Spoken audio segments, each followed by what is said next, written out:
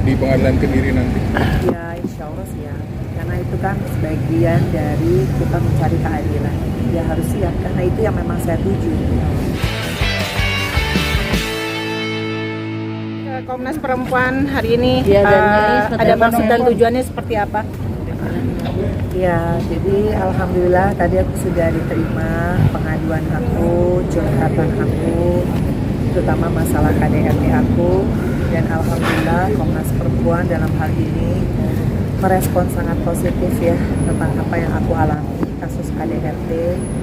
Jadi aku di sini mungkin bisa lebih healing lagi, karena sebetulnya apa yang aku hadapi itu kan lumayan ya, karena biasanya kan kalau sebagai korban KDRT itu kita healing diri sendiri aja itu udah setengah mati rasanya. Belum ada playing victim, belum ada fitnahan, belum ada denial dari pihak sana. Jadi buat aku mendatangi Komnas Perempuan itu salah satu ikhtiar seperti yang aku bilang dalam rangka mencari keadilan.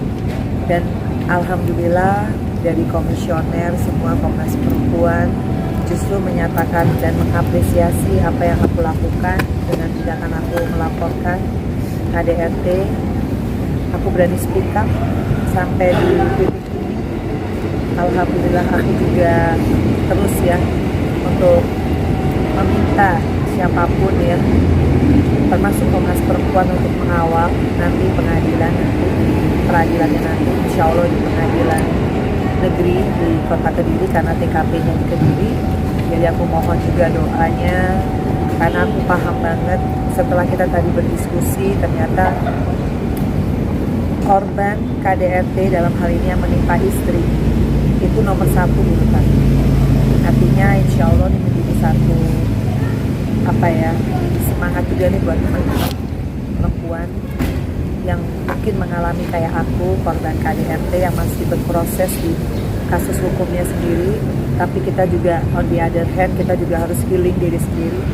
Kita harus punya semangat untuk diri sendiri, karena marwah dan martabat kita tuh ada di diri kita.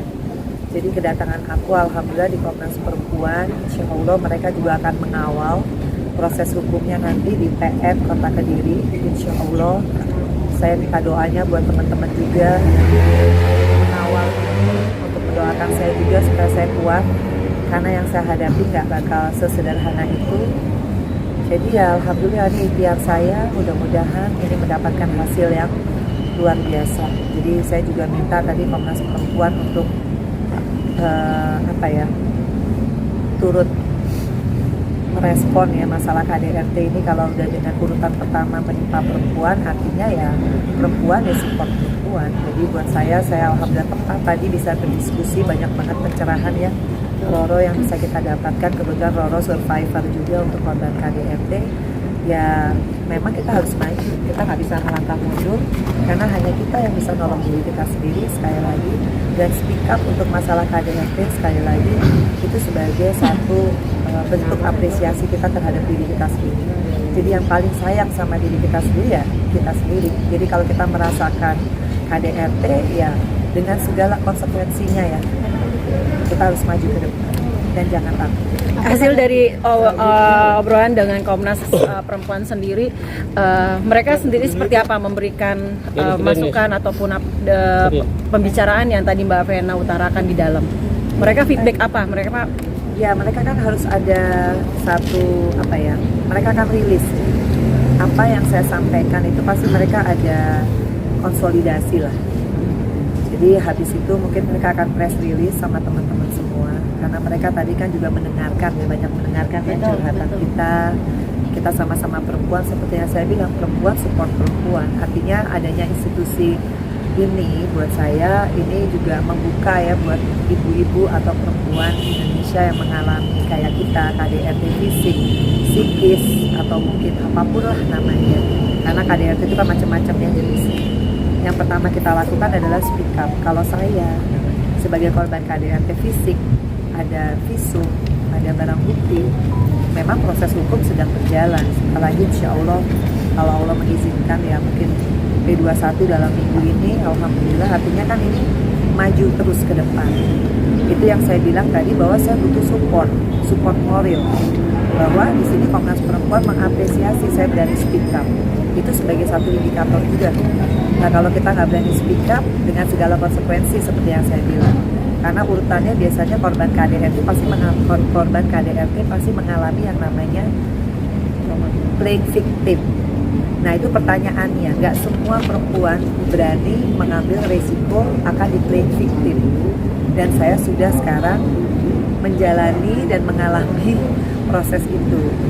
Ya, alhamdulillah Komnas Perempuan menyatakan dukungan penuh, menyatakan soliditasnya untuk kasus KDRT saya dan juga semua lah kasus KDRT semua perempuan Indonesia yang berani melaporkan, berani speak up. Artinya ya mudah-mudahan ke depannya secara psikologi saya juga saya insya Allah lebih percaya diri melangkah ke depan. Langkah apa sih Mbak nanti yang akan ditempuh sama Komnas Perempuan? Yang mungkin bisa ditanyakan ya. Di pengadilan nanti akan ketemu Mbak Pena, sudah siap di pengadilan Kediri nanti? Ya insya Allah siap. Karena itu kan sebagian dari kita mencari keadilan. Ya harus siap karena itu yang memang saya tuju. Bang Vena, ini sepertinya prosesnya cepat ya, maksudnya Bang Hotman sudah mengumumkan akan P21 atau Mbak Vena sendiri gimana sih? Kayaknya memang ada surat cepat dari Polda ya. Kan ada surat dari Polda, Polda kan selalu melaporkan update. Ya kita makanya saya bilang saya mohon teman-teman wartawan mengawal ini. Karena kasus KDRT itu seperti gunung es, nggak banyak perempuan yang berani speak up. Itu makanya kenapa saya butuh ke Komnas Perempuan, butuh dukungan moral lah terutama. Karena ya kalau kita sebagai korban, kita healing diri sendiri aja perlu proses waktu, berjibaku dengan bagaimana kita bisa mengembalikan kepercayaan diri kita sebelum kita kena KDRT ya. Belum nanti playing victimnya itu. Ya teman-teman wartawan tahu lah ya. Apa yang terjadi sama saya sudah di playing victim, tapi saya kan nggak bisa untuk selalu kayak debat usir gitu. Saya memilih jalur-jalur yang sesuai ke Komnas Perempuan sebagai bentuk saya meminta pencerahan. Ya insya Allah saya lebih siap lagi melangkah untuk ke pengadilan. Kayaknya mau berkas apa aja sih Mbak? Sebetulnya sebelum saya bawa udah saya laporkan karena kan udah online. Tapi kalau memang ini dibutuhkan lagi, ya saya bawa. Udah dilihat. Apa aja Mbak, mungkin Mbak data-data yang dibawa tadi? Udah tahu semua sama. Tadi ketemu sama siapa Mbak di dalam? Komisionernya. Ada beberapa komisioner, kita juga bertukar pikiran. Betul, tadi juga Nyai mengutarakan pengalaman pernikahan yang amat sangat buruk, di mana Nyai telah dilakukan juga sebagai Nyai korban KDRT, verbal dan non-verbal, perselingkuhan, dan Nyai juga sharing kepada Ibu Komisioner yang terhormat tadi Komnas Perempuan bahwa saat ini Nyai mensumasi untuk memperjuangkan keadilan Baby Sultan gitu. Jadi alhamdulillah Ibu Komisioner juga sangat support ya kepada Nyai dan juga kepada Mbak Vena, dan concern sekali karena Komnas Perempuan juga melindungi hak-hak anak-anaknya.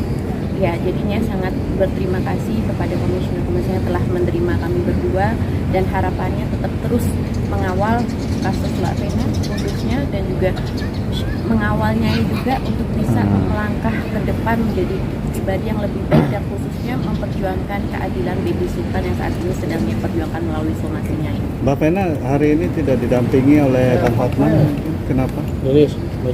Ya kan udah tadi pagi meeting.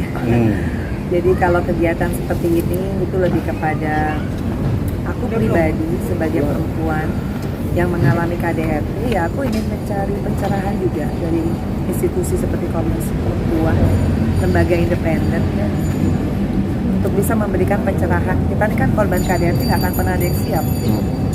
Tapi tiba-tiba saya mengalami KDRT, kan saya harus belajar dari kasus saya sendiri. Kemudian saya ikhtiar untuk memberikan kekuatan terhadap diri saya sendiri. Karena sekali lagi korban KDRT itu pasti akan di-playing victim. Dan gak semua perempuan Indonesia atau perempuan dimanapun di muka bumi ini udah kita korban, kita harus menghadapi yang namanya playing victim. Belum nanti cyber lewat media, belum ancaman.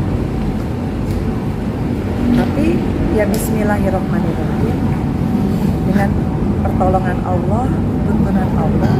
Makanya kenapa saya buat pengajian itu sebagai penguatan diri saya. Kita pasti berdoa, tapi kita juga pasti berikhtiar. Ikhtiarnya apa? Ada lembaga independen seperti Komnas Perempuan, itu tempatnya perempuan, support perempuan dengan semua pengharus utamakan dengan kepentingan hak perempuan. Ya, saya datang ke sini, kita bertukar pikiran. Ya, hasilnya nanti mungkin dari Komnas Perempuan akan memberikan press release berdasarkan cerita kita ya. Mbak Vena, ada curhatan apa sih ke komisioner ketika mendatangi? Ada curhatan apa ke komisioner? Terlebih kan ini ada kayak semacam ancaman juga. Ya sudah pada tahu, mungkin teman-teman wartawan yang lebih tahu lah. Saya kan di sini cuma hanya apa ya, ya gampang lah menjadi korban KDRT untuk bisa memperjuangkan haknya. Tapi yang saya pahami dengan sebulan peristiwa ini adalah Bismillahirrahmanirrahim. Saya berada pada posisi korban. Saya di sini tahu di negara hukum. Ya insya Allah saya harus memperjuangkan hak hukum saya. Keadilan buat saya ya hanya saya sendiri yang paling tahu. Tentunya dengan tuntunan Allah. Makanya semua saya bikin balance. Insya Allah dengan peristiwa ini saya akan juga Maroro ya bisa menjadi perempuan yang jauh lebih belajar tentang bagaimana kita memilih pasangan salah satunya. Kan tadi kita diskusikan juga karena banyak sekali ternyata orang-orang yang karena kita hijrah kan, Jadi berkedok agama, laki-laki yang memperalat atau bukan memperalat ya, memanfaatkan hijrah kita dengan mendalil-dalilkan agama untuk mendekati kita gitu. Dan ternyata berbanding terbalik atas aktualisasi atau kenyataannya, jadi memang sangat tidak bagus. Terus sekarang perasaan Mbak Vena setelah lapor ke Komnas Perempuan gimana? Lebih tenang. Apa ada perasaan lega atau lebih tenang ya atau pasti alhamdulillah karena semua yang namanya diskusi, pencerahan, semua yang namanya brainstorming itu pasti ada positif result gitu. Jadi kalau kita perempuan itu pasti kita butuh kan mereka ahlinya ya, kayak tadi ada psikolog, ada Mbak Ami sebagai memang dia lawyer juga. Kan komisioner itu latar belakangnya berbeda-beda. Jadi buat kita ini baik banget ya hari ini pencerahan. Ya. Mbak Vena proses gugat cerai udah sampai mana? Ya tetap tadi aja katanya Ibu Resti ya. Vena itu di masa apa sih dia bilang udah setelah kelihatannya oke. Tapi kalau dari cara dia melihat saya cerita sebenarnya masih ada depresinya, post trauma ya namanya. Iya. Jadi kalau secara kasat mata saya kelihatannya semangat, berdaya gitu. Apa namanya berdaya? Bisa ngomong, bisa jelasin. Tapi sebenarnya di dalam kamu masih depresi. Namanya post trauma. Udah tenang belum sih untuk melakukan program? Ya insya Allah. Udah mulai ambil job dan aktif? Belum. Mbak Vena katanya Ya, sedang udah mau melakukan maghrib, pendaftaran Mbak. cerai juga ada sidang perdana. Minggu kemarin digugat cerai sama Bang Ferry gimana, Mbak Vena?